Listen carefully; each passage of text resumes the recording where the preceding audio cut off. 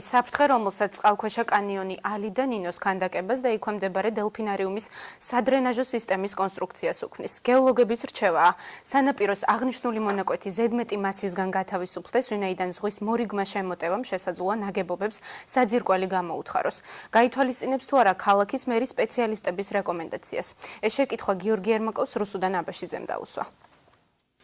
თეთრი კაპიტალური ნაგებობა ბულვარში პლაჟზე აგებული ერთ-ერთი მძიმე კონსტრუქციაა. მისი მეშვეობით საჭირო ხარისხის ზღვის წყალი დელფინარიუმს მიეწოდება. სპეციალისტები შენობის გადატანას კატეგორიულად მოითხოვენ, რადგან სანაპირო ზოლი, სადაც ის დაიდგა, რელიეფურად რთულია და შესაძლოა ჩაიშალოს. ბათუმის კონცხის სანაპირო განსხვავებულია სხვა უბნის სანაპიროებისგან იმით, რომ აქ წყალქვეშა ხეობის, ანუ წყალქვეშა კანიონის სათავეები უშუალოდ მიმდგარია ნაპირის კიდის ხაზს.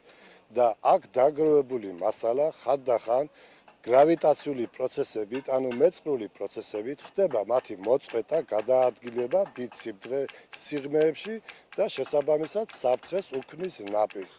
სანაპიროს დასასვენებელი ზოლი წყალქვეშ 800 მეტრის სიღრმის კანიონის სათავეს უახლოვდება.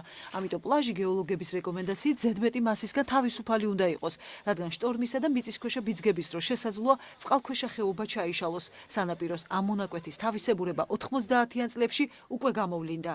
ეს ბორცვები ბათუმის პლაჟის ცენტრალურ მონაკვეთზე 15 წლის წინ მომხდარი ბუნებრივი მოვლენის დროს წარმოიქმნა.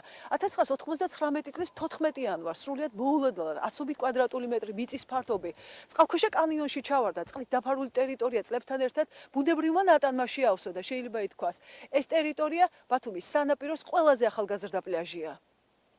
წლების წინ მომხდარი საფრთხის განმეორებას გეოლოგები მაშინაც პროგნოზირებდნენ, როცა სანაპიროს აკრძალულ ზონაში ალიდან ნინოს ქანდაკება დაიდგა. საშიშროება ახლახანს კიდევ უფრო ცხადი გახდა, როცა ზღვის შემოტევამ ქანდაკებას საძირკველი დაუზიანა. სხვათა შორის ერთ-ერთი ყველაზე საუკეთესო სპეციალისტები გამართულებით ეს არის ხორავაც, პავალაც. ბათუმის მერმა გეოლოგებისგან სანაპიროზე მდგარი მძიმე კონსტრუქციის გადატანის რეკომენდაცია ახლახანს მიიღო.